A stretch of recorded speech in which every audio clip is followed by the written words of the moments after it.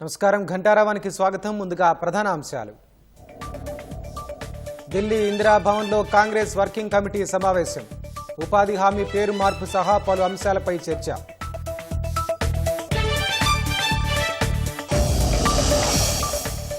గాంధీ పేరును అవమానపరిచే విధంగా బీజేపీ వ్యవహరిస్తోందన్న పొన్నం. ఉపాధి హామీ పథకాన్ని కేంద్రం నిర్వీర్యం చేస్తోందని ఆగ్రహం. రాజీనామాపై దానం నాగేందర్ ఆసక్తికర వ్యాఖ్యలు.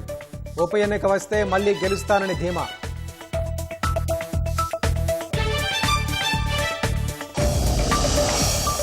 హైదరాబాద్ విజయవాడ రహదారిపై నత్తనడకన నిర్మాణ పనులు.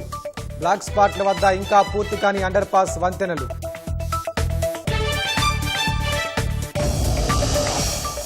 ఢిల్లీలో భారీ ఆపరేషన్. 285 మంది అరెస్ట్. పోలీసుల అదుపులో మరో 504 మంది.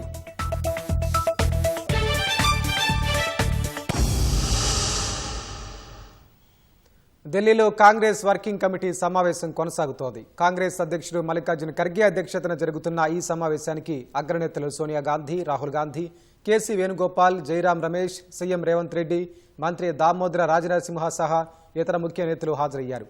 ఈ సమావేశంలో జాతీయ ఉపాధి హామీ పథకం విషయంలో తదుపరి కార్యాచరణపై చర్చించనున్నట్లు సమాచారం. బీహార్ అసెంబ్లీ ఎన్నికల్లో పార్టీ పరాజయంపై సమీక్ష. 2026లో జరగనున్న అసోం, తమిళనాడు, పుదుచ్చేరి, కేరళ, పశ్చిమ బెంగాల్ అసెంబ్లీ ఎన్నికల వ్యూహాలపై చర్చించే అవకాశం ఉంది.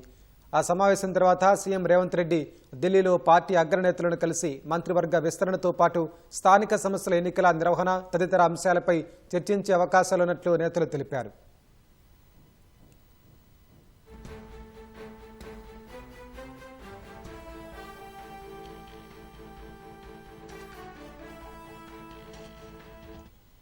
మహాత్మా గాంధీని అవమానపరిచేలా బీజేపీ ప్రభుత్వం ఉపాధి హామీ పథకం పేరును వీబీ రామ్జీ పేరును తీసుకొచ్చిందని మంత్రి పొన్నం ప్రభాకర్ ఆరోపించారు. సిద్దిపేట జిల్లా హుస్నాబాద్ గాంధీ చౌక్ వద్ద కాంగ్రెస్ పార్టీ 140వ ఆవిర్భావ దినోత్సవం సందర్భంగా మహాత్మా గాంధీ విగ్రహానికి పూలమాల వేసి నివాళులర్పించారు. ఉపాధి హామీ పథకం నిర్వీర్యం చేస్తూ కేంద్ర ప్రభుత్వం తీసుకొచ్చిన బిల్లుకు వ్యతిరేకంగా నిరసన తెలిపారు. కేంద్ర ప్రభుత్వ నిరంకుశ వైఖరికి నిరసనగా రేపు రాష్ట్ర వ్యాప్తంగా గాంధీ ఫోటోలు పెట్టుకుని ఉపాధి కార్యక్రమాలు చేస్తూ బిల్లుపై నిరసనలు చేయాలని పిలుపునిచ్చారు. గ్రామీణ ప్రాంతాల్లో ఉన్నటువంటి ఇబ్బందులను దృష్టిలో పెట్టుకుని మన్మోహన్ సింగ్ గారు మహాత్మా గాంధీ ఉపాధి హామీ పథకాన్ని తీసుకొచ్చినారు. గ్రామీణ ప్రాంతాల్లో చిన్న చిన్న పనులతో పాటుగా పేద ప్రజలకు ఇబ్బంది లేకుండా ఉపాధి దొరికే విధంగా అనేక మంది సలహా సూచనల తర్వాత ఈ కార్యక్రమాన్ని తీసుకొస్తే ఎన్నికల ఎజెండాలో అర్బన్ కూడా ఉపాధి హామీ చేస్తామని చెప్పిన భారతీయ జనతా పార్టీ ఈరోజు ఉపాధి హామీ పథకానికి తూట్లు పొడుస్తూ జాతిపిత మహాత్మా గాంధీ గారిని అవమానపరిచే విధంగా పేరు మార్చే కాడికి వచ్చి మహాత్మా గాంధీ రోజ్గార్ ఈ ఉపాధి హామీ పథకానికి బీబీ రామ్జీ అని పేరు పెట్టి దేశ ప్రజల్ని జాతిపితను మహాత్మా గాంధీ స్వతంత్రోద్యమ పోరాటాన్ని అవమానపరిచినట్టు బీజేపీ. అందుకే రేపు రాష్ట్ర వ్యాప్తంగా అందరూ కూడా కలిసి కార్యక్రమం పేరు మార్చొద్దు అనేటువంటి డిమాండ్ మీద ప్రొటెస్ట్ చేస్తాను. కేంద్ర ప్రభుత్వ వైఖరికి నిరసనగా సీఎం రేవంత్ రెడ్డిని గెలిపించడం, ఓడించడం అనేది ప్రజలు చూసుకుంటారని ఖైరతాబాద్ ఎమ్మెల్యే దానం నాగేందర్ స్పష్టం చేశారు. మొదట కేటీఆర్ చేసిన తప్పులను తెలుసుకోవాలని ముఖ్యమంత్రి స్థాయిలో ఉన్న వ్యక్తిని ఏకవచనంతో మాట్లాడింది బీఆర్ఎస్ నాయకులే అన్నారు. హైదరాబాద్ నారాయణగూడ మేల్కోటి పార్కులో హిమాయత్ నగర్ డివిజన్ కార్యకర్తల సమావేశంలో స్థానిక కార్పొరేటర్ మహాలక్ష్మి రామన్ గౌడ్తో కలిసి దానం పాల్గొన్నారు.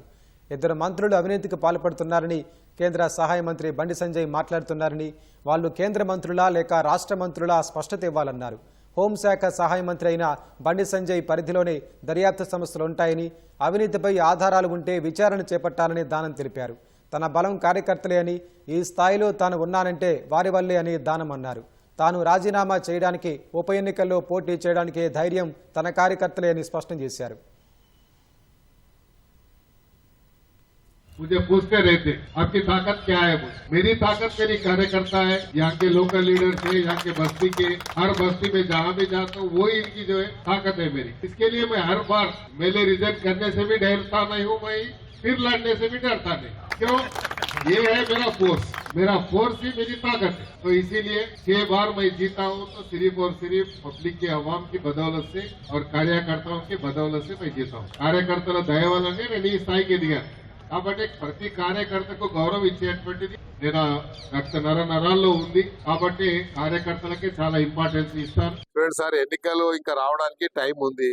రేవంత్ రెడ్డిని ఓడగొట్టుడు గెలిపించుడు కాదు. ముందు మనము మన జరిగినటువంటి తప్పులు తెలుసుకోవాలి. మరి ఏదో స్థామిత లేక మనం చేయకూడదు. ఎందుకంటే గురిగించే కింద ఉన్న మచ్చాగా ఎవరు తెలియదు, అది ప్రాబ్లం ఉంది. అందుకనే ఇప్పుడే గాని ఒక స్థాయిలో ఉన్న వ్యక్తిని మనము తప్పుగా మాట్లాడితే ఆ స్థాయి ఉన్న వ్యక్తి కూడా కిందికి వచ్చి మాట్లాడాల్సి వస్తుంది. అందుకనే వీళ్ళే కదా ముఖ్యమంత్రిని ఏకవచనంతో సంబోధించడము, నోటికి వచ్చినట్టు మాట్లాడడం, ఎవరైనా కానీ ఒక స్థాయిలో ఉన్న వ్యక్తికి మర్యాద ఇవ్వడం అనేది అది ప్రజాస్వామ్యంలో అది మన బాధ్యత. అలా కాకుండా వ్యక్తిగతంగా విమర్శించడం వల్లనే ఇవన్నీ వస్తున్నాయి. కాబట్టి రాజకీయంగా మీరు చేయొచ్చు. ఆయన కూడా ముఖ్యమంత్రి కూడా ఛాలెంజ్ చేస్తున్నాడు. మేము చేసిన అభివృద్ధి విషయంలో గానీ, మేము ఇచ్చిన మరి పెట్టినటువంటి స్కీమ్స్ మేము జరగలేదు అంటే ఎక్కడైనా సరే ఏ వేదికమైన ఛాలెంజ్ విసురుతున్నాడు. కాబట్టి ఆ ఛాలెంజ్ కు యాక్సెప్ట్ చేయకుండా మనం ఏకవచనంతో ముఖ్యమంత్రిని తిట్టడం వల్ల ఇవన్నీ సమస్యలు వస్తున్నాయి. కాబట్టి మీరు అభివృద్ధి విషయంలో ఇచ్చినటువంటి స్కీమ్స్ ఏవైతే గ్యారంటీలు ఇచ్చిండ్రో ఆ గ్యారంటీలు జరగలేదని మీరు అంటారు, జరుగుతున్నాయని మేము చెప్తున్నాం. కాబట్టి జరుగుతున్నాయి ఎక్కడ అనేది మీరు చర్చకు వస్తే చెప్తామని ముఖ్యమంత్రి గారు చెప్పారు, మంత్రులు కూడా చెప్తున్నారు. కాబట్టి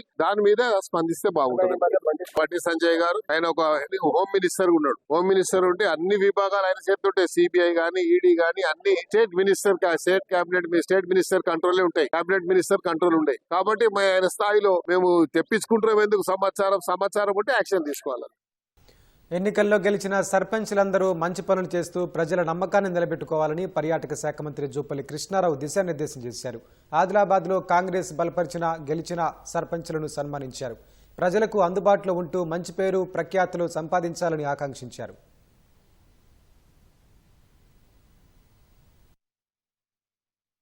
భారత రాజ్యాంగం కల్పించిన హక్కు ద్వారా మీ అందరూ సర్పంచ్లే. సర్పంచ్ కావడం అంటే ఒక గౌరవం, ఒక ప్రతిష్ట, ఒక నమ్మకం. ఈ పేరు శాశ్వతం ఉంటుంది. పదవి ఉన్నా ఉంటుంది, పదవి ఉన్న రోజు సర్పంచ్ అంటాం. ఆఖరకు చనిపోయేదాకా కూడా ఎక్స్ సర్పంచ్ అంటారు. ఇది కిరాణా దుకాణంలో కొనుక్కుంటే వచ్చేది కాదు, గొప్ప అవకాశం. ఒక పేరు అంటే ఈ నమ్మకాన్ని వమ్ము చేయకుండా ఈ పేరు ఉన్న మీ ఏ పేరుతోటి ఏ ప్రతితోటి దీని ద్వారా మీ పేరు ఇంకా గొప్ప కావాలి. మీకు మీ కుటుంబ సభ్యులకు శాశ్వతంగా కీర్తి ప్రతిష్ట రావాలా.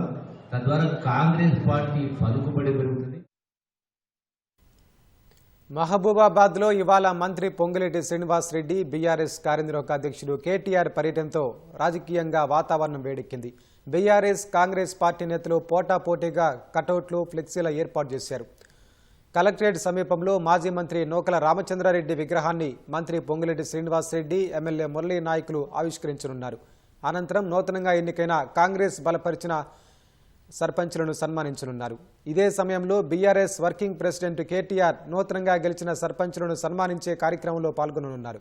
ఇరు పార్టీల ముఖ్య నేతల పర్యటనలు దృష్టిలో పెట్టుకుని ఎలాంటి అవాంఛనీయ ఘటనలు జరగకుండా పోలీసులు బందోబస్తు ఏర్పాటు చేశారు.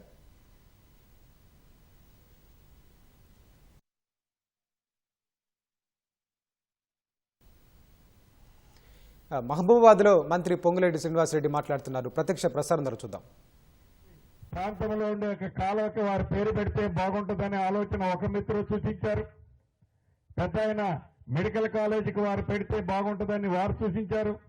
వారి కుటుంబ సభ్యులు ఇంకొక ఎడ్యుకేషన్ ఇన్స్టిట్యూషన్ కి వారు పెడితే బాగుంటుందని కొంతమంది సూచించారు.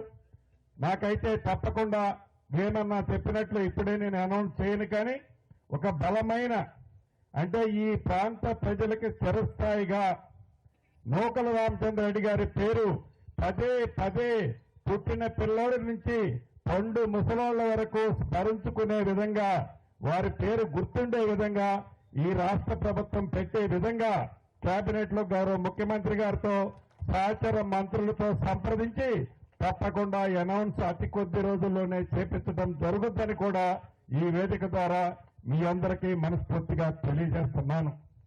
చివరిగా నేను చెప్పదలుచుకున్నది ఒక్కటే, ఇటు రాజకీయ నాయకులకు కానీ అటు వ్యాపారవేత్తలకు కానీ ఇంకా ఏదన్నా సంపాదించండి. చిన్న వయసులో అంటే 55 సంవత్సరాలు అంటే అది పెద్ద వయసు కూడా కాదు. 55 సంవత్సరాల్లోనే ఇంకా 55-60 సంవత్సరాలు గడిచినా వారు చనిపోయిన తర్వాత ఇప్పటికీ వారిని మనం గుర్తు పెట్టుకొని స్మరించుకుంటున్నామంటే దానికి కారణం వారు చేసిన మంచి నడవడిక, కార్యక్రమాలు, ప్రజల గుండెల్లో ఇప్పటికీ చిరస్థాయిగా ఉన్నందుకు ఏ లోకంలో ఉన్నా మనస్ఫూర్తిగా నేను వారిని చూడకపోయినా ఏదో కొన్ని పుస్తకాల్లో చూశాను. నిన్న ఈ ప్రోగ్రాంకి వస్తుందని సురేందర్ రెడ్డి గారిని మరింత వివరాలు అడిగి తెలుసుకున్నాను.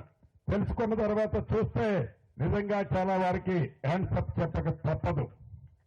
కాబట్టి రాజకీయ నాయకులకి అది ఒక మైల్ స్టోన్ గా వారి జీవితాన్ని తీసుకొని తప్పకుండా మనందరం కూడా నడుచుకోవాల్సిన ఆవశ్యకత ఉందని మనస్ఫూర్తిగా నేను కూడా అంగీకరిస్తూ ఈ ప్రాంత ప్రజలకి వారి కోరికలన్నిటినీ నెరవేర్చే దాంట్లో ఇప్పటికే సురేందర్ రెడ్డి గారు వారి ప్రతినిధిగా 95-96 సంవత్సరాలున్న కుర్రోడులాగా ఎక్కడా తగ్గకుండా మధ్యలో కొద్దిగా గ్యాప్ వచ్చినా మళ్ళా ఫుల్ ఫ్లెడ్జ్ లో యాక్టివ్ గా ఉంటూ ఈ ప్రాంత ప్రజల కోసం ఈ ప్రాంత నిరంతర అభివృద్ధి కోసం కృషి చేస్తున్నందుకు భగవంతుడి వారిని ఇంకా ఆయుష్ ఇంకొక 15-20 సంవత్సరాలు తగ్గకుండా ఇవ్వాలని భగవంతుని కూడా మీ అందరి పక్షాన కోరుకుంటూ ఈ కార్యక్రమంలో పాల్పంచుకుంటున్న ప్రతి ఒక్కరికి రాష్ట్ర ప్రభుత్వ పక్షాన మా అధికారుల పక్షాన అభినందనలు కృతజ్ఞతలు తెలుపుతూ మీ అందరి దగ్గర సెలవు తీసుకుంటున్నానన్న. Thank you very much.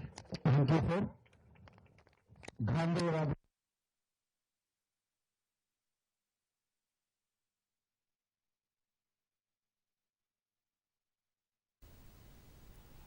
Hyderabad లో హరీష్ రావు మాట్లాడుతున్నారు. ప్రత్యక్ష ప్రసారం చూద్దాం. కూడా బొగ్గుకు డబ్బులు ఇస్తలేరు, కరెంటు తీసుకొని కూడా ఈ ప్రభుత్వం డబ్బులు ఇస్తలేదు. Neither Transco is paying not Genco is paying. Current తీసుకొని ట్రాన్స్కో సింగరేణికి డబ్బులు కట్టలేదు, బొగ్గు తీసుకొని జెన్కో సింగరేణికి డబ్బులు కట్టలేదు. సింగరేణి అప్పుల పాలైపోయి ఓడీ తీసుకొని ఇలా జీతాలు ఇచ్చే పరిస్థితి వచ్చింది. ఓడీ తీసుకుంటే తప్ప బ్యాంకులో అప్పు తెస్తే తప్ప జీతాలు ఇవ్వని పరిస్థితికి సింగరేణి నెట్టివేయబడ్డది. దాదాపు 50,000 కోట్ల అప్పుల్లోకి సింగరేణి కూరుకుపోయింది.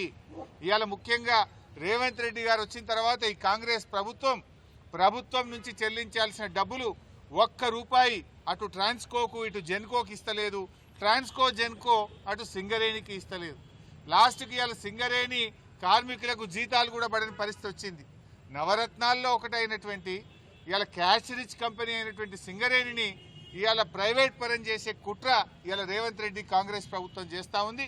దీన్ని తీవ్రంగా ఖండిస్తూ ఉన్నాం. సింగరేణికి డబ్బులు చెల్లించాలని ప్రభుత్వాన్ని మేము డిమాండ్ చేస్తూ ఉన్నాం. బట్టిగారే ఆర్థిక మంత్రి, బట్టిగారే సింగరేణి మంత్రి. మరి ఆర్థిక మంత్రిగా ఉండి సింగరేణి గొంతు కోయడం నీకు తగునా అని నేను బట్టిగారిని అడుగుతా ఉన్నా. ఇది ఎంత మేరకు సమంజసమో అని నేను అడుగుతా ఉన్నా. ఇవాళ రేవంత్ రెడ్డి గారు సింగరేణి పైసలు తీసుకుపోయి ఫుట్బాల్ ఆడుతున్నాడు. నీ అయ్య సొత్తాన్ని తీసుకుపోయినావా? నీ ఫుట్బాల్ షోకుల కోసం నువ్వు ఫోటోలు దిగడం కోసం సింగరేణి 10 కోట్ల రూపాయలు ఏ రకంగా తీసుకుంటావు? ఒకవైపు కార్మికులకు జీతాలకు పైసలు లేవు, అప్పులు తెచ్చుకొని బ్యాంకుల్లో ఓడీలు తెచ్చుకొని సింగరేణి సంస్థ ఆగమైతుంటే నీ ఫుట్బాల్ షోకుల కోసం 10 కోట్ల రూపాయల సింగరేణి డబ్బును నువ్వు ఏ రకంగా వాడతావు?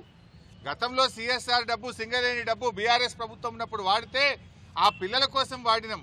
సింగరేణి పిల్లలకు ఒక మెడికల్ కాలేజీ పెట్టడానికి వాడినాం, లేదా ఒక స్కూళ్ళు కట్టడానికో కాలేజీలు కట్టడానికో మంచినీళ్ళు ఇవ్వడానికో వాడినాం. నువ్వేమో ఫుట్బాల్ షోకుల కోసం వాడుతున్నావు. నువ్వు ఫుట్బాల్ ఆడడానికి సింగరేణి డబ్బే కావాలా నీకు? సింగరేణి కార్మికుల కడుపు కొట్టాలన్నా నువ్వు? ఏ రకంగా నీకు మనసు వచ్చింది సింగరేణి డబ్బులు తీసుకోవడానికి అని నేను అడుగుతా ఉన్నా. ఇది దుర్మార్గమైన ప్రభుత్వం. నువ్వు ఫుట్బాల్ ఆడడానికి రాష్ట్ర ప్రభుత్వంలోనే 5 కోట్ల తీసుకుపోయి స్టేడియం కట్టుకుంటావు, సింగరేణి 10 కోట్లు తెచ్చి ఆ మెస్సీతో మ్యాచ్ ఆడుతా అంటావు. ఎవరయ్యే సొత్తని సింగరేణి పైసలు డైవర్ట్ చేస్తా ఉన్నావు? సింగరేణిలో జీతాలు ఇద్దామంటే పైసలే ఓడి తెచ్చుకునే పరిస్థితి ఉన్నది. నువ్వు 10 కోట్లు తెచ్చి ఫుట్బాల్ ఆడతావా? ఇదేనా ప్రజాప్రభుత్వం? ఏ రకంగా దుర్వినియోగం చేస్తావని చెప్పి నేను రేవంత్ రెడ్డిని అడుగుతా ఉన్నా. రేపు బీఆర్ఎస్ వచ్చినాక ఈ ఫుట్బాల్ మ్యాచ్ల మీద, ఈ ఫుట్బాల్ మీద పెట్టిన 110 కోట్ల మీద రేపు ఎంక్వైరీ వేస్తాం. దీని మీద విచారణ జరిపి ఒక్కడొక్కని బొక్కల నూకుతామని చెప్పి నేను చెప్తా ఉన్నా ఈరోజు. మరి అదేవిధంగా ఈరోజు మళ్ళీ కూడా నేను భట్టి గారిని, ముఖ్యమంత్రి గారిని కోరుతా ఉన్నా. సింగరేణి మీ కాంగ్రెస్ మేనిఫెస్టోలో ఏం చెప్పారో ఒక్కసారి చూడండి. బోనస్ పెంచుతామన్నారు, లాభాల్లో వాటా పెంచుతామన్నారు, నెలకు 2 సార్లు మెడికల్ బోర్డు పెడతామన్నారు. చాలా హామీలు ఇచ్చిండ్రు, అన్ని తుంగలో దొక్కిండ్రు. సొంత ఇంటి పథకం తెస్తాం, ప్రతి కార్మికుడికి ఇల్లు కట్టిస్తామన్నారు. ఇంటి పథకం పోయింది, ఉన్న బోర్డు పోయింది, లాభాల్లో వాటా పోయింది. లాభాల్లో వాటా కూడా జిమ్మిక్ చేసిండు రేవంత్ రెడ్డి. మొత్తం ఎంత లాభాలు వస్తే దాంట్లో వాటా ఇస్తారా, దాంట్లో సగం పక్కకు పెట్టిండు. మొన్నటి సంవత్సరం ఎంత వచ్చిందంటే వాటా దాదాపు 6,394 కోట్లు లాభం వస్తే 6,394 కోట్ల మీద బోనస్ ఇవ్వాలన్నా దాన్ని ఏం చేసిండు, భవిష్యత్ అవసరాలు అని చెప్పి పక్కకు పెట్టి 2,360 కోట్ల రూపాయల మీదనే బోనస్ ఇచ్చిండు. బోనస్ ఏమో వాటా పెంచినట్టు చూపిస్తాడు, అసలు పర్సంటేజ్ ఏమో తగ్గిస్తాడు. అంటే నువ్వు మొత్తం వచ్చిన లాభాల మీద బోనస్ ఇస్తావా, సగానికి సగం తగ్గించి ఆ సగం మీద నేను ఇంత శాతం ఇచ్చినమని బోగస్ మాటలు మాట్లాడతావా నేను అడుగుతా ఉన్నా. మొత్తంగా ఈరోజు సింగరేణి ప్రైవేట్ పరం చేసే కుట్ర జరుగుతూ ఉంది. దీని మీద బీఆర్ఎస్ పార్టీ రేపు ప్రజా పోరాటానికి సిద్ధమవుతుంది. నేను బట్టి గారిని కోరుతా ఉన్నా, తక్షణమే మెడికల్ బోర్డు పెట్టి కార్మికుల పిల్లలకు ఉద్యోగాలు ఇవ్వండి, లేదంటే ఆ కార్మికుల్ని తీసుకొని వచ్చి నీ ఇల్లు ప్రగతి భవన్ ముట్టడిస్తామని చెప్పి కూడా బట్టి విక్రమార్క గారిని నేను హెచ్చరిస్తా ఉన్నా. మరో ముఖ్యమైన విషయం, ఇవాళ జర్నలిస్టులను అక్రమంగా రాష్ట్ర వ్యాప్తంగా అరెస్ట్ చేస్తూ ఉన్నారు. రాష్ట్ర వ్యాప్తంగా అరెస్ట్ చేసిన జర్నలిస్టులను వెంటనే విడుదల చేయాలని చెప్పి బీఆర్ఎస్ పార్టీ డిమాండ్ చేస్తూ ఉంది. ఈ జర్నలిస్టుల అక్రమ అరెస్ట్ను బీఆర్ఎస్ పార్టీ తీవ్రంగా ఖండిస్తూ ఉంది. నువ్వేం చెప్పినావు రేవంత్ రెడ్డి, 6 గ్యారంటీలతో పాటు 7వ గ్యారంటీ ప్రజాస్వామ్య హక్కు, ధర్నా చేసే హక్కు మేము కల్పిస్తామని చెప్పినావు. ఇవాళ జర్నలిస్టులు కనీసం బండి దిగి గేట్ కాడికి పోకముందే అరెస్ట్ చేస్తున్నావు. వాళ్ళు ప్రజాస్వామ్యయుతంగా ధర్నా చేసే అధికారం లేదా, దరఖాస్తు ఇచ్చే హక్కు లేదా? మరి నువ్వు ఆ రోజు నీ మేనిఫెస్టోలో మొదటి పేరాలోనే చెప్పినావు, ప్రశ్నించే హక్కు, ప్రజాస్వామ్య హక్కు 7వ గ్యారంటీగా ఇస్తున్నా అని చెప్పినావు. ఇవాళ రాష్ట్ర వ్యాప్తంగా జర్నలిస్టుల గొంతు కోసినావు, అందరినీ కోసినావు. ఇవాళ రైతుల్ని కోసినావు, కార్మికుల్ని కోసినావు, విద్యార్థుల్ని గొంతు కోసినావు, నిరుద్యోగుల గొంతు కోసినావు. లాస్ట్కు ప్రజాస్వామ్యంలో 4వ పిల్లర్ అయినటువంటి జర్నలిస్టుల గొంతు కూడా కోసినావు కదా. ఇవాళ కేసీఆర్ గారు ఉన్నప్పుడు 26,000 అక్రిడేషన్ కార్డులు ఇచ్చారు.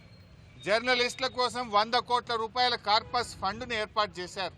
కరోనా వస్తే జర్నలిస్టులను కాపాడుకున్నారు. జిల్లాల్లో జర్నలిస్టులకు ఇండ్ల స్థలాలు ఇచ్చింది బీఆర్ఎస్ ప్రభుత్వం. రేవంత్ రెడ్డి వచ్చిన తర్వాత ఆ రోజేమో గొప్పగా చెప్పిండు, గవర్నమెంట్లకు వస్తే చాలు, ఓడదాటాక ఓడమల్లప్ప, ఓడదాటాక బోడమల్లప్ప. ఆనాడు ఏం చెప్పిండు, మేము అధికారంలోకి వస్తే జర్నలిస్టులకు ఇండ్లు కట్టిస్తాం, ఇండ్ల స్థలాలు ఇస్తాం, యూట్యూబ్ వాళ్ళకి ఇస్తాం, సోషల్ మీడియాకి ఇస్తాం, ఇంకా అక్రిడేషన్ కార్డులు పెంచుతా అన్నాడు. ఇవాళ ఏం చేసిండు, 26,000 మందికి కేసీఆర్ గారు అక్రిడేషన్ కార్డులు ఇస్తే 10,000కు తగ్గించారు. డెస్కుల్లో పనిచేసే వాళ్ళకి అక్రిడేషన్ కార్డే లేదంటున్నాడు.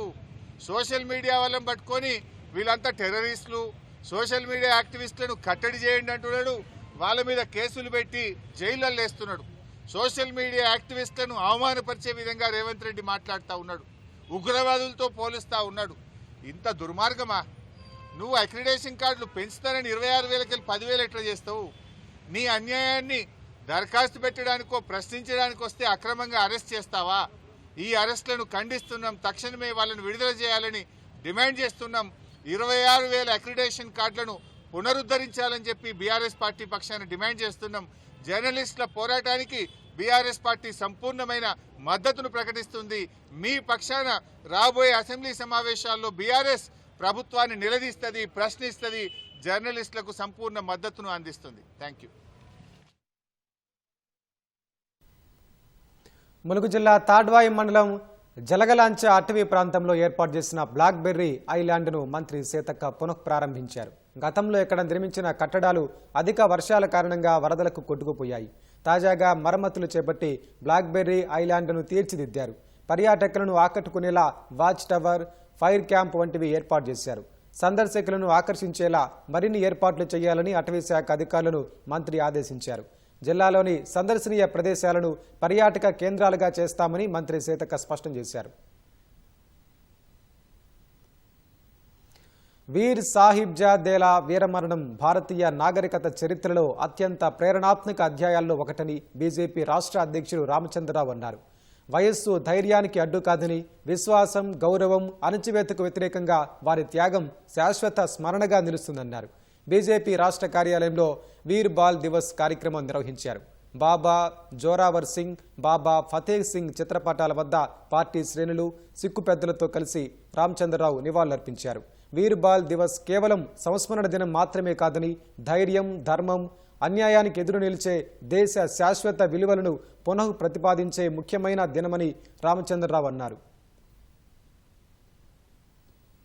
ఆ రోజు ఇందిరాగాంధీ గారి యొక్క మరణాంతరం జరిగినటువంటి సిక్కుల పైన జరిగినటువంటి ఒక ఏదైతే మనం చూసామో మానవ నరసంహారం జరిగింది, సిక్కులని ఊచకోత కోసారు. ఆ కేసులన్నీ కూడా అన్ని కూడా దాన్ని కాంగ్రెస్ పార్టీ ఎప్పుడు కూడా పట్టించుకోలేదు. కానీ నరేంద్ర మోదీ గారు వచ్చిన తర్వాత సిట్ ఏర్పాటు చేసి దాంట్లో చనిపోయినటువంటి వ్యక్తులకు, వారి ఆస్తులు ధ్వంసమైనటువంటి వ్యక్తులకు న్యాయం కలిగించేలాగానే ఆ సిట్ ఏర్పాటు చేసి దోషులను శిక్షించే ప్రయత్నంలో ఉన్నారు. కాబట్టి ఈ రోజు ఎవరైతే దేశం కోసము, ధర్మం కోసము, మన సంస్కృతి కోసము ప్రాణ త్యాగాలు చేసినటువంటి ఒక ఇద్దరు బాలకులు మనందరికీ కూడా స్ఫూర్తి కావాలి. తెలుగు రాష్ట్రాలకు వారధిగా ఉన్న హైదరాబాద్ విజయవాడ జాతీయ రహదారి సరిగ్గా లేకపోవడం, విస్తరణ వంటి కారణాలతో ఎందరో నిత్యం ప్రమాదాల బారిన పడుతున్నారు. సమస్య పరిష్కారం సహా ప్రమాదాల నివారణపై ప్రభుత్వం దృష్టి సారించింది. ఆయా చోట్ల ఫ్లైఓవర్ నిర్మాణాలు, అండర్ పాస్లు, సర్వీస్ రోడ్లు ఏర్పాటు చేస్తున్నారు. ప్రస్తుతం పనులు నత్తనడకన సాగుతున్నాయి. మరికొద్ది రోజుల్లో సొంతూరులో సంక్రాంతిని జరుపుకునేందుకు సొంత వాహనాల్లో వెళ్తుంటారు. NH65 పై పెద్ద సంఖ్యలో వాహనాలు బారులు తీరే అవకాశం ఉంది. ముందస్తు చర్యలు తీసుకోకపోతే హైవేపైనే భోగి మంటలు వేయాల్సి వస్తోందన్న విమర్శలు వినిపిస్తున్నాయి. హైదరాబాద్ విజయవాడ జాతీయ రహదారిపై ప్రమాదాల నివారణపై ప్రభుత్వం దృష్టి సారించింది. తరచూ ప్రమాదాలు జరిగే 17 బ్లాక్ స్పాట్లు గుర్తించారు. ఆ 17 బ్లాక్ స్పాట్లలో 16 ఉమ్మడి నల్గొండ జిల్లా పరిధిలోనే ఉండగా మిగతా 1 ఏపీలోని నవాబుపేట వద్ద ఉంది. సుమారు 300 కోట్లతో పలు ప్రాంతాల్లో ఫ్లైఓవర్, అండర్ పాస్ వంతెనలు, 10 చోట్ల సర్వీసు రోడ్ల నిర్మాణాలు చేపట్టారు. 2 ఏళ్ల క్రితం వివిధ పనులు ప్రారంభించినా ఇంకా సగం చోట్ల పనుల్లో వేగం పుంజుకోలేదు. కొన్ని చోట్ల అండర్ పాస్ వంతెన పనులను ప్రారంభించలేదు. నిత్యం రద్దీగా ఉండే చౌటుప్పల్, చిట్యాల, కట్టంగూరు జంక్షన్, టేకుమట్ల, సూర్యాపేట జనగామ కూడలి, జమ్మిగడ్డ కూడలి, దురాస్పల్లి, మునగాల, కోమరబండ, శ్రీరంగాపురం అండర్ పాస్ వంతెన, సర్వీసు రోడ్డు పనులు నత్తనడకన నడుస్తున్నాయి. ప్రధాన కూడళ్లలో వాహనాల రాకపోకలకు తీవ్ర అంతరాయం నెలకొంటోంది. సాధారణంగా NH65 పై ప్రతిరోజు 20,000 నుంచి 30,000 వాహనాలు వెళ్తే శనివారం, ఆదివారం 40,000 ప్రయాణిస్తాయి. సంక్రాంతికి పతంగి టోల్ ప్లాజా మీదుగా 60 నుంచి 80,000 వాహనాలు రాకపోకలు సాగిస్తాయి. పండక్కి ఆ రహదారిపై వాహనాలు బారులు తీరుతాయి. గతేడాది సంక్రాంతికి ముందస్తు ప్రణాళిక లేక ట్రాఫిక్ జామ్ తో వాహనదారులు ఇబ్బంది పడ్డారు. మరికొన్ని రోజుల్లో మళ్లీ పండగ రద్దీ మొదలు కానుంది. ఈసారి ముందస్తు ప్రణాళికలేవీ కనిపించకపోవడంతో మళ్లీ ట్రాఫిక్ తిప్పలు తప్పేలా లేవు.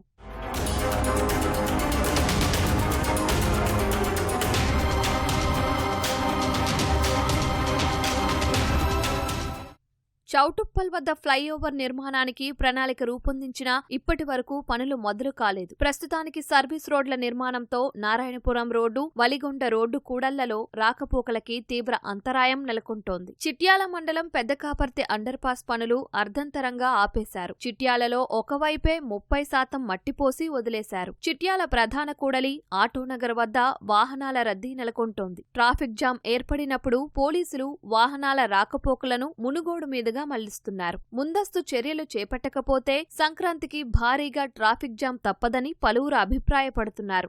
హైదరాబాదు విజయవాడ జాతీయ రహదారిపై ప్రమాదాలు ఎక్కువగా అవుతున్నాయని నివారించేటటువంటి ప్రయత్నంలో బ్లాక్ స్పాట్లను గుర్తించడం అనేది జరిగింది. అందులో ప్రధానంగా చిట్యాల, పెదకాపర్తి, చౌటుప్పల్ ప్రాంతంలో ఉన్నటువంటి బ్లాక్ స్పాట్ల వద్ద అండర్ పాసింగ్ వే బ్రిడ్జ్లకు సంబంధించినటువంటి నిర్మాణ పనులు జరుగుతున్నాయి. కానీ ఆ పనులు మాత్రం నత్తనడకన నడుస్తున్నాయి. ఈ నత్తనడకన నడవడం వల్ల ప్రమాదాలు నివారించే బదులు రెట్టింపుగా అవుతున్నటువంటి పరిస్థితి ఉన్నది. ప్రయాణికులంతా కూడా తీవ్ర ఇబ్బందులు పడుతున్నారు. రోడ్డు ప్రమాదాలలో దుర్మరణం పాలవుతున్నారు. కాబట్టి నిర్మాణ పనులు వెంటనే పూర్తి చేయాలని ఈ సందర్భంగా డిమాండ్ చేస్తా ఉన్నాం. విజయవాడ హైదరాబాద్ రహదారి చిట్యాల వద్ద గతంలో అనేక ప్రమాదాలు అవుతున్నాయని చెప్పి ఇక్కడ బ్రిడ్జిలు ఏర్పాటు చేయడం జరుగుతుంది. కానీ ఈ నిర్మాణ పనులు ఇప్పటి వరకు 20% జరగడం వల్ల ప్రయాణికులు అదేవిధంగా ప్రజలు తీవ్ర ఇబ్బందులు పడుతున్న పరిస్థితి ఉంది. 6 నెలలైనా కూడా ఈ పూర్తి స్థాయిలో పనులు జరగకపోవడం వల్ల అనేక ప్రమాదాలకు నిలయంగా మారి అదేవిధంగా సర్వీస్ రోడ్డు కూడా మొత్తం గుంతలంగా మారి అనేక ఇప్పటికి కూడా ఇక్కడ గాయాలవుతున్న పరిస్థితి ఉంది. రోజు కనీసం 2 ప్రమాదాలైనా జరుగుతున్న పరిస్థితి కనుక ప్రభుత్వం వెంటనే ఈ బ్రిడ్జిని పూర్తి చేయాలని చెప్పి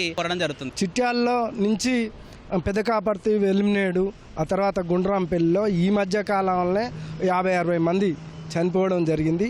సర్వీస్ రోడ్లు ఇచ్చిర్రు, ఆ సర్వీస్ రోడ్లకు లైటింగ్స్ లేదు. మొత్తం వెహికల్స్ అయిపోయినా మనుషులు అటు ఇటు దాటాలన్నా చాలా ఇబ్బందికరంగా ఉన్నది. కాబట్టి ప్రభుత్వం తగు చర్య తీసుకొని తక్షణమే పూర్తయ్యే విధంగా చూడాలని డిమాండ్ చేస్తా ఉన్నాం. కట్టంగూరు జంక్షన్, ఇనుపాముల, టేకుమట్ల, సూర్యాపేట ఎస్వీ కళాశాల, జనగామ కూడలి, జమ్మిగడ్డ కూడలి, దురాస్పల్లి, ముకుందాపురం యూటర్న్ వద్ద పనులు నెమ్మదిగా సాగుతున్నాయి. మునగాల, కోమరబండ, కోదాడ, మేల్వ చెరువుపై వంతెన, శ్రీరంగాపురం అండర్పాస్ వంతెన, సర్వీసు రోడ్డు పనులు నత్తనడకన నడుస్తున్నాయి. సంక్రాంతి పండుగ రద్దీ దృష్ట్యా ముందస్తు చర్యలు తీసుకోవాలని స్థానికులు కోరుతున్నారు. ప్రజలకు అంతరాయం కలగకుండా సర్వీస్ రోడ్ నిర్మాణం చేసిన తర్వాత ఫ్లైఓవర్ బ్రిడ్జిల నిర్మాణం ప్రారంభించాలి. కానీ సర్వీస్ రోడ్ల నిర్మాణం పూర్తి చేయకుండానే దాన్ని సగంలో వదిలేసేసి ఫ్లైఓవర్ బ్రిడ్జిల నిర్మాణం చేశారు. ఆ పనులు నత్తనడక నడుస్తున్నాయి. అధికారుల పర్యవేక్షణ లేకుండా పోవడంతో కాంట్రాక్టర్ల ఇష్టానుసారంగా వాళ్ళకి ఇష్టం వచ్చినప్పుడు పని మొదలు పెట్టడం, ఇష్టం లేనప్పుడు పని ఆపేయడం చేయడంతో విజయవాడ హైదరాబాద్ హైవే మీద ఈ పనులు అంతరాయం కలగడం వల్ల ఈ పరిసర ప్రాంతాల్లో మొత్తం అంతా కూడా ట్రాఫిక్ జామ్ అయి ప్రజలు ఇబ్బందులు పడుతున్నటువంటి పరిస్థితి వస్తూ ఉంది. సంక్రాంతి పండుగ రావడం జరుగుతుంది. హైదరాబాద్ మొత్తం ఖాళీ, ఇదే హైవే నుంచి ఆంధ్రాకు పోవడం జరుగుతుంది. ఇక్కడ ఉన్న ట్రాఫిక్ చాలా ఇబ్బంది ఉంటాయి. ఇంకా రానున్న కాలంలో ఇంకా ఇబ్బంది జరుగుతుంది. దీన్ని తొందరగా పనులు పూర్తి చేయాలని కోరడం జరుగుతుంది. కాంట్రాక్టర్లు మారడం నత్తనట్టు నడుస్తుంది. ఈ కాంట్రాక్టర్ పట్టించుకోవడం లేదు, ప్రభుత్వం పట్టించుకోవట్లేదు. సర్వీస్ రోడ్లో ఉన్నటువంటి గుంతలు తక్షణమే పూడ్చాలి, అక్కడ స్ట్రీట్ లైట్లు కూడా వేయాలి. వేసినట్టయితే ఈ ప్రమాదాలు జరగకుండా ఉండడానికి కూడా చాలా బాగుంటుందని చెప్పి తెలియజేస్తున్నాం. జాతీయ రహదారిపై అండర్ బ్రిడ్జి నిర్మాణం పనులు సంవత్సర కాలం నుండి చేపడుతున్నా కూడా నేటికి పూర్తి చేయకపోవడం వల్ల వాహనదారులు, ప్రయాణికులు తీవ్ర ఇబ్బందులు పడుతున్నారు. అధికారులు వెంటనే స్పందించాలి. నత్తనడకన నడుస్తున్నటువంటి అండర్ బ్రిడ్జి నిర్మాణ పనులను పూర్తి చేసి ఎలాంటి ఇబ్బందులు లేకుండా చూడాలని చెప్పి డిమాండ్ చేస్తాను. సంక్రాంతి రద్దీని దృష్ట్యా ఎన్హెచ్ఏఐ పోలీసు అధికారులు ముందస్తు చర్యలు తీసుకోవాలని స్థానికులు కోరుతున్నారు. యువతలో ఉద్యోగాలకు కావలసిన నైపుణ్యాలు పెంపొందించేలా యంగ్ ఇండియా స్కిల్ యూనివర్సిటీ శిక్షణ ఇస్తోంది. పలు పరిశ్రమలు స్కిల్ యూనివర్సిటీకి భాగస్వామ్యం అవుతున్నాయి.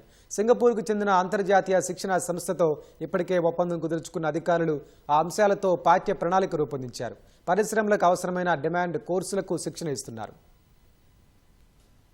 రాష్ట్రంలో ఏటా 2 లక్షల మందికి పైగా ఇంజనీరింగ్ గ్రాడ్యుయేట్లు, 1,00,000 మంది వరకు సాధారణ గ్రాడ్యుయేట్లు చదువు పూర్తి చేస్తున్నారు. కానీ సరైన ఉద్యోగం లభించక 90% పైగా నిరుద్యోగులుగా మిగులుతున్నారు. పరిశ్రమలకు అవసరమైన ఉద్యోగులు, కార్మికులు లభించడం లేదు. ఉద్యోగులు యువతకు వారధిగా యంగ్ ఇండియా స్కిల్ యూనివర్సిటీ నిలుస్తోంది. యువత నచ్చిన రంగంలో శిక్షణ తీసుకునేలా పలు కోర్సులు అందిస్తోంది. ఈ మేరకు సింగపూర్ ఇన్స్టిట్యూట్ ఆఫ్ టెక్నికల్ ఎడ్యుకేషన్తో సిలబస్ పై అవగాహన ఒప్పందం కుదుర్చుకున్నారు. పరిశ్రమలకు అవసరమయ్యే విధంగా వివిధ రకాల కోర్సులు నిర్వహించాలని నిర్ణయించారు. అందులో భాగంగా ఇప్పటికే డిమాండ్ ఉన్న కోర్సుల్లో శిక్షణను ఇస్తున్నారు. Fashion design, life skills, banking, financial services, ఇన్సూరెన్స్లలో కొత్త కోర్సు ఆరంభించనున్నారు. ఫార్మా కంపెనీలతో పాటు ఈ-కామర్స్ కంపెనీలు, సాఫ్ట్వేర్ కంపెనీలు స్కిల్ యూనివర్సిటీకి సహకారం అందిస్తున్నాయి.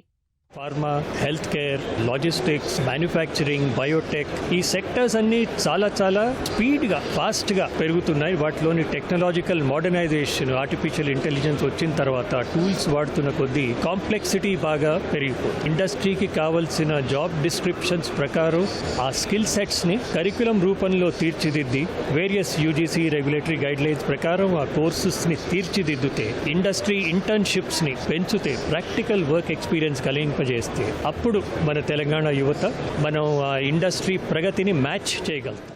ప్రస్తుతం రాయదుర్గంలో తాత్కాలికంగా ఓ భవనంలో నిర్వహిస్తున్న స్కిల్ యూనివర్సిటీకి ఫ్యూచర్ సిటీలో భారీ క్యాంపస్ నిర్మిస్తున్నారు. స్కిల్ యూనివర్సిటీకి 50 ఎకరాలు కేటాయించారు. క్యాంపస్ ను 7 జోన్లుగా విభజించి నిర్మాణం చేపడుతున్నారు. మెగా ఇంజనీరింగ్ సంస్థ ఈ క్యాంపస్ ను నిర్మిస్తోంది. మెగా ఇంజనీరింగ్ కంపెనీ 200 కోట్ల విరాళాన్ని ప్రకటించింది. ఈ మేరకు రాష్ట్ర ప్రభుత్వం, ఎంఈఐఎల్ మధ్య భవనాల నిర్మాణానికి ఒప్పందం కుదిరింది. అంతర్జాతీయ ప్రమాణాలకు అనుగుణంగా పర్యావరణ హితంగా భవనాలు నిర్మిస్తున్నారు. ప్రస్తుతం పనులు వేగంగా జరుగుతున్నాయి. వచ్చే ఏడాది మొదట్లో క్యాంపస్ లో ఒక భవనాన్ని పూర్తి చేసేలా పనులు సాగుతున్నాయి. లైబ్రరీ, అథ్లెటిక్ ట్రాక్ తో పాటు క్రీడా మైదానాలు ఏర్పాటు చేయనున్నారు.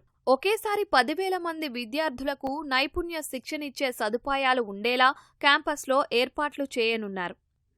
వచ్చే ఏడాది కొత్త భవనంలోకి వెళ్లేలా స్కిల్ యూనివర్సిటీ అధికారులు ప్రణాళిక సిద్ధం చేస్తున్నారు. పరిశ్రమలకు ఉపయోగపడే విధంగా 17 కోర్సుల్లో శిక్షణ ఇచ్చేలా నిర్ణయించారు. డిమాండ్ను బట్టి నూతన కోర్సులను అందుబాటులోకి తీసుకురానున్నారు. రాష్ట్రంలోని అన్ని జిల్లాల్లో పంట నిల్వ గోదాము నిర్మాణాలు శరవేగంగా సాగుతున్నాయి. రాష్ట్ర గిడ్డంగుల సంస్థ ఆధ్వర్యంలో మొత్తం 500 కోట్లతో 5 లక్షల మెట్రిక్ టన్నుల నిల్వ సామర్థ్యంతో వీటిని నిర్మిస్తున్నారు. ఏడాదిలోపే పూర్తి చేసి రైతులకు అందుబాటులోకి తెచ్చేలా సన్నాహాలు చేస్తున్నారు. రాష్ట్రంలో చేపడుతున్న గోదాముల నిర్మాణాలు, వాటి నిల్వ సామర్థ్యాలు, పనుల పురోగతిపై మరింత సమాచారం కోసం గిడ్డంగుల సంస్థ చైర్మన్ రాయల నాగేశ్వరరావు ఈటీవీ ముఖాముఖి.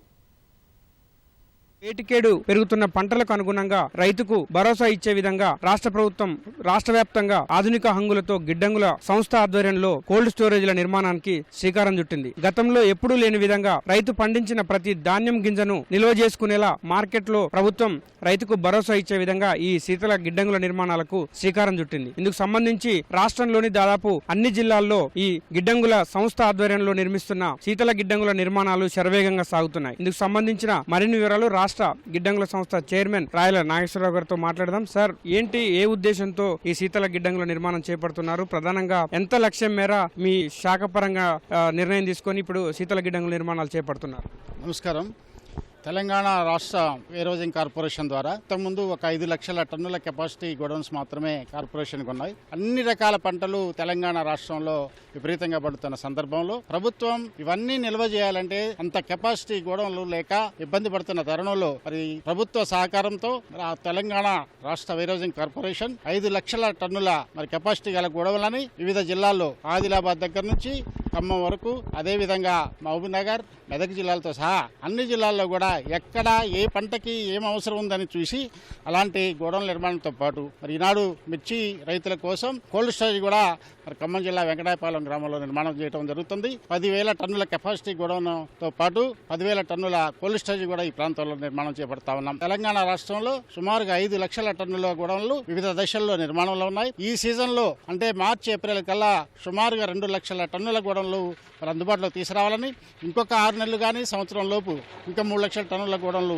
అందుబాటులో తీసుకురావడానికి ప్రయత్నం చేస్తా ఉన్నాం. ఇప్పుడు గతంలో ఎంత లక్షల మేర మనకు గోదాములు ఉన్నాయి? ఇప్పుడు మీరు నిర్మించే గోదాముల నిర్మాణ లక్ష్యం ఎట్లా పెట్టుకున్నారు? తెలంగాణ రాష్ట్రంలో 5 లక్షల టన్నుల గోడౌన్లు మాత్రమే తెలంగాణ ప్రభుత్వానికి రాష్ట్ర కార్పొరేషన్కి ఉన్నమాట వాస్తవం. అదేవిధంగా ఈ 2 సంవత్సరాల కాలంలో ప్రభుత్వం కూడా సుమారుగా 40-50 ప్లేసుల్లో మాకు కావలసిన ల్యాండ్ కూడా ఇవ్వడం జరుగుతుంది. ఇక్కడ కూడా వెంకటాయపాలెంలో మిర్చి కోల్డ్ స్టోరేజ్తో పాటు 10,000 టన్నుల గోడౌన్ నిర్మించడం కోసం సుమారుగా 14 ఎకరాలు ప్రభుత్వ భూమిని ఇవ్వడం, మీరు వెంటనే టెండర్లు పిలిచి మరి ఈనాడు కార్యక్రమం చేపట్టి 1 నెల 2 నెలల్లోనే ఈ స్టేజ్కి వచ్చాం. మేము 6 నెలల్లో ఖచ్చితంగా మా టార్గెట్ పూర్తి చేయడానికి ప్రయత్నం చేస్తా ఉన్నాం. దాదాపు రాష్ట్ర వ్యాప్తంగా ఎన్ని జిల్లాల్లో ఈ శీతల గిడ్డంగుల నిర్మాణాలు చేపడుతున్నారు సార్? వాటి సామర్థ్యం ఎట్లా ఉంటుంది? జిల్లాల వారీగా ఆ టార్గెట్ పెట్టుకున్నారా? వీటి సామర్థ్యం ఎంత నిర్మించాలి? ఒక్కొక్క గోడౌన్ ఎంత మీరు స్థలం కేటాయిస్తున్నారు? ఎటువంటి ఫెసిలిటీస్ కల్పిస్తున్నారు?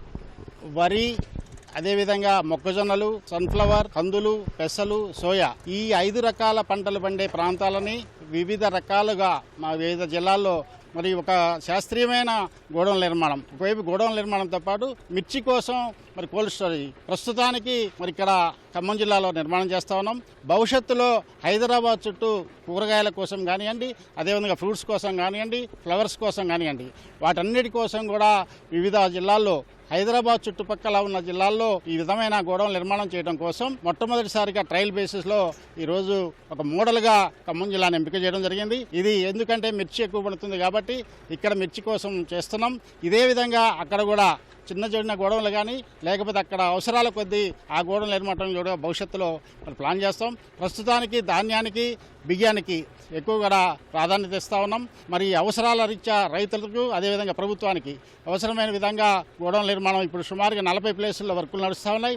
25 ప్లేసుల్లో కన్స్ట్రక్షన్ నడుస్తూ ఉంది. 25 ప్లేసులకి ఈరోజు టెండర్లు పిలవడం జరుగుతూ ఉంది. అవి కూడా త్వరలో స్టార్ట్ అవుతాయి. ఏదైనా సరే 1 ఇయర్లో మా లక్ష్యం నెరవేర్దని చెప్పి అనుకుంటా ఉన్నాం. ఇది చాలా ప్రతిష్టాత్మకంగా ఈ గోడౌన్ల నిర్మాణాలు మీరు చేపడుతున్నారు. గతంలో ఈ నిర్మాణాలలో ఎటువంటి సదుపాయాలు ఏర్పాటు చేయాలి, ఎటువంటి ఫెసిలిటీస్ మీరు కల్పించాలి అనుకున్నారు? గతంలో ఒక స్టడీ టూర్ కూడా ఏర్పాటు చేసుకున్నారు కదా సార్, అక్కడ ఎటువంటి అంశాలు మీరు గమనించారు? ఆ అంశాలన్నిటి ఇక్కడ జోడించి ఈ శీతల గిడ్డంగుల నిర్మాణాలు చేపడుతున్నారా? గతంలో మేము పంజాబ్ అదేవిధంగా గుజరాత్ రాష్ట్రంలో పర్యటించినప్పుడు అక్కడ కొన్ని విషయాలను మేము అధ్యయనం చేసి ఇక్కడ కూడా ఇంప్లిమెంట్ చేయడం కోసం ఈరోజు ఒక లారీ లోపలికి ఎంటర్ అవుతుందంటే ఎక్కడ కూడా మిస్యూజ్ కాకుండా లారీ నెంబర్తో సహా వెయిట్తో సహా ఒకవైపు ఏబిడ్జీలతో పాటు అన్ని కెమెరాలు సీసీ కెమెరాలతో పాటు ఏఐ కూడా ఉపయోగించుకొని ఈనాడు మొత్తం కూడా ఆన్లైన్ సిస్టమ్ తీసుకొచ్చి ఎక్కడ కూడా ఎలాంటి ఇబ్బంది లేకుండా ఎలాంటి ఫ్రాడ్ జరగకుండా కూడా ఆ జాగ్రత్తలు తీసుకున్నాం. అదేవిధంగా దీనికి చుట్టూ కూడా బ్రహ్మాండమైన ఫెన్సింగ్ వేస్తున్నాం. సోలార్ తోటి మరి ఆ విద్యుత్ కూడా సోలార్ విద్యుత్ ఉపయోగించాలని చెప్పి మరి కోల్డ్ స్టోరేజ్ కానీ అదేవిధంగా గోడౌన్లో కూడా సోలార్ పలకలను ఉపయోగించాలని చెప్పి ప్రభుత్వం ఆదేశించింది. దాన్ని కూడా మేము టేకప్ చేస్తూ ఉన్నాం. ఎక్కడా కూడా భద్రత విషయంలో కానీ అదేవిధంగా వాటిని నిల్వ చేసే సామర్థ్యం కానీ నిల్వలో అవకతవకలు కానీ ఇలాంటి ఏమీ లేకుండా కూడా ఒకవైపు ఒక సైంటిఫిక్గా మేము ఈ కార్పొరేషన్ నడుపుతా ఉన్నాం. ఎక్కడ కూడా ఈ 2 సంవత్సరాల్లో ఎలాంటి ఇబ్బంది రాలేదు. భవిష్యత్తులో కూడా ఈ రోజుకి మా గోడౌన్లతో పాటు ఇంకా మరి ప్రైవేట్ గోడౌన్స్ కానీ మరి అగ్రికల్చర్ మార్కెట్ వాళ్ళే కానీ సుమారుగా 30 లక్షల టన్నుల బియ్యాన్ని అదేవిధంగా వివిధ ధాన్యాలని నిల్వ చేస్తూ ఉన్నాం. అయితే మార్కెట్కు తీసుకువెళ్లిన సమయంలో రైతులకు గిట్టుబాటు ధరలు, మద్దతు ధరలు కొంత లభించడం లేదన్న ఉద్దేశంతో పంట నిల్వల కోసం రైతులు చాలా కాలంగా ఎదురు చూస్తున్నారు. ఉన్న ప్లేసులు సరిపోవడం లేదు అనేది ఒక భావన ఉంది. ఇప్పుడు మీరు చేపట్టిన ఈ యొక్క యజ్ఞంతో ఈ శీతల గిడ్డల నిర్మాణాలతో రైతుల కష్టాలు పూర్తిగా తీరిపోతాయంటారా? వాళ్ళకు ఒక భరోసా కేంద్రాలుగా మీ గిడ్డంగుల సంస్థ ఉండబోతుందా? తప్పకుండా. ఇప్పటికీ మేము నిర్మిస్తున్న ఒకవైపు మరి ఇంకా అవసరం కొద్దీ మా సంస్థ ద్వారా ఇంకా నిర్మాణాలు చేపట్టాలనుకుంటున్నాం. దీనికి ప్రభుత్వం కూడా సహకరిస్తుంది. ఎక్కడైనా సరే ఇంకా మిర్చి కానీ ఇంకా వేరే ఇతర పంటలు మీకు కనుక అది గిట్టుబాటు ధర రాకపోతే మా గోడౌన్లని ఉపయోగించుకోండి. మా గోడౌన్లో మీకు 35% మీకు స్పేస్ని రిజర్వ్ చేశాం. అదేవిధంగా బయట వాళ్ళకి ఇచ్చేదానికంటే రేటు 30% రేటు కూడా మీకు తక్కువగా ఇస్తా ఉన్నాం. రైతులు కూడా ఈ సద్వినియోగం చేసుకొని మీ పంటలను ఇక్కడ నిల్వ చేసుకొని ఆ పంటల మీద మీకు రుణాలు ఇప్పించే బాధ్యత కూడా ఈ కార్పొరేషన్ తీసుకుంటుంది. తప్పకుండా ఒకవైపు రైతుకి, ఒకవైపు ప్రభుత్వానికి, ఒకవైపు పేదలకి అందరికీ ఉపయోగపడే విధంగా మా సంస్థ ఈ నిర్మాణాలు చేపడతా ఉంది. చివరిగా చెప్పండి సార్, ఈ నిర్మాణాలన్నీ ఎప్పటిలోగా పూర్తి చేస్తారు? పూర్తి స్థాయిలో రాష్ట్ర రైతాంగానికి కావచ్చు ప్రజలకు ఎప్పటికీ అందుబాటులోకి తీసుకురావాలన్న లక్ష్యం పెట్టుకున్నారు. మేము మార్చి ఏప్రిల్ వరకు ఒక 2 లక్షల టన్నుల గోడౌన్ నిర్మాణం చేపడుతున్నాం. ఒక 3 లక్షలు మాత్రం ఇంకొక 3-4 మంత్స్లో 6 మంత్స్ పడుతుంది. ఈ నెక్స్ట్ రబీ సీజన్కి అందుతుంది. ఖరీఫ్ సీజన్ వరకు ఇప్పుడే ప్యాడీ ఏదైతే మరి సేకరణ జరుగుతుందో అది మిల్లింగ్ చేసి వచ్చే వరకు ఇంకా 2 నెలలు 3 నెలలు పడుతుంది. ఆ టైంకి 1.5 లక్షల టన్నుల గోడౌన్ నిర్మాణం అయిపోతుంది. ఇక్కడ ఈ మిర్చి గోడౌన్ కూడా యాక్చువల్గా మాకు 15 నెలలు టైం ఇచ్చినప్పటికీ మా దగ్గర ఉన్న స్టాఫ్ కానీ ఇక్కడ ఉన్న వాళ్ళు కానీ మరి చాలా స్పీడ్గా పనిచేస్తూ ఉన్నారు. ఒక 3 నెలల్లో ఒక ఛాంబర్ అందించాలని చూస్తూ ఉన్నారు. ముఖ్యంగా మేము రైతులకి విజ్ఞప్తి చేస్తున్నాం, మా శాఖ ద్వారా నిర్మాణం చేసే గోడౌన్లు కానివ్వండి, కోల్డ్ స్టోరేజ్ కానీ మీరు బాగా ఉపయోగించుకోండి. మీకు మద్దతు ధర రానప్పుడు వీటిలో పెట్టుకొని మీకు కావాల్సిన అప్పు కూడా ఇప్పించే విధంగా మేము ప్రయత్నం చేస్తామని చెప్పి తెలియజేస్తున్నాం. ఇది ప్రభుత్వం నిర్దేశించిన లక్ష్యాల మేరకు రైతులకు ఉపయోగపడేలా, రైతులకు దన్నుగా ఉండేలా శీతల గిడ్డంగులను అదేవిధంగా గోదాముల నిర్మాణాలను సకాలంలో పూర్తి చేస్తామని రాష్ట్ర గిడ్డంగుల సంస్థ చైర్మన్ రాయల నాగేశ్వరరావు చెప్తున్నారు. కెమెరామెన్ చందుతో లింగయ్య, ఈటీవీ, ఖమ్మం.